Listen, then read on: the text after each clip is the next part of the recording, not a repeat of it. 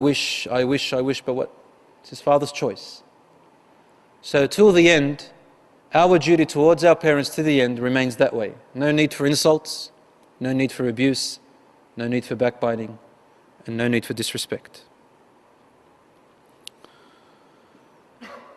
In the hadith which is narrated by Abu Hurairah radiyallahu anhu in Al-Bukhari, he says, يلقى إبراهيم, the Prophet ﷺ said, يلقى إبراهيم أباه آزر يوم القيامة.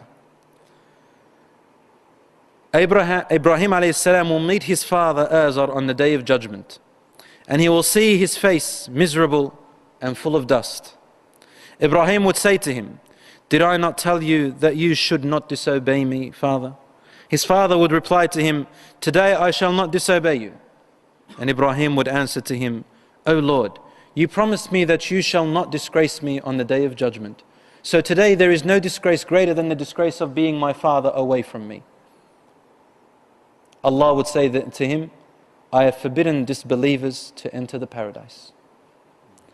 Then it would be said, "O Abraham, what is under your feet?" And he then will see only to find the stained sacrifice. It will be taken by its legs and thrown in the hellfire. His father will go into hellfire. Obedience to Allah is not inherited. Religion is not inherited. You cannot say to yourself, for example, "I am a Muslim because my father's a Muslim." Or a father says, "I should enter paradise if my son enters paradise." This is the belief of the Jews, that you are a Jew because you're born from a Jew, as though it is a particular color, a particular creation by God, by Allah subhanahu wa ta'ala.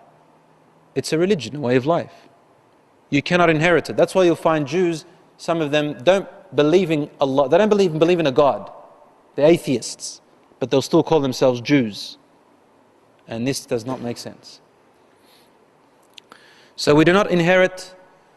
And a person may ask, well, Ibrahim alayhi salam is asking for his father and he didn't get respond. But why? You see, the rights of people, Allah will let you decide on a day of judgment. If someone wronged you, you can forgive them on a day of judgment. No worries. Someone took something from you, you can forgive them. Allah keeps that in your hands. However, the rights of Allah, only Allah has the right to decide on them. This is something between Allah and the creation. If Allah wanted, He wouldn't have created Azar. If Allah wanted, He wouldn't have made him His father. So, being a father or son is different to the creatures of Allah, to the servant of Allah subhanahu wa ta'ala. Each individual will be alone on that day. Allah says in the Quran, يَوْمَ يَفِرُّ الْمَرْءُ مِنْ أَخِيهِ. On that day, every person will run away from their brothers. وَأُمِّهِ وَأَبِيهِ. And from their mothers and fathers. وَصَاحِبَتِهِ وَبَنِيهِ. And from their partners and from their children. لِكُلِّ امْرِئٍ مِّنْهُمْ يَوْمَئِذٍ شَأْنٌ يُغْنِيهِ. On that day, for every person there will be a circumstance, a matter that they will be too busy with than to think about their own mother, father, children, or partners.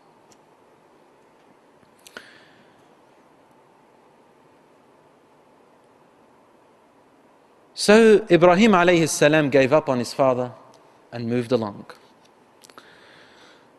He went to a place, actually, before leaving to Syria.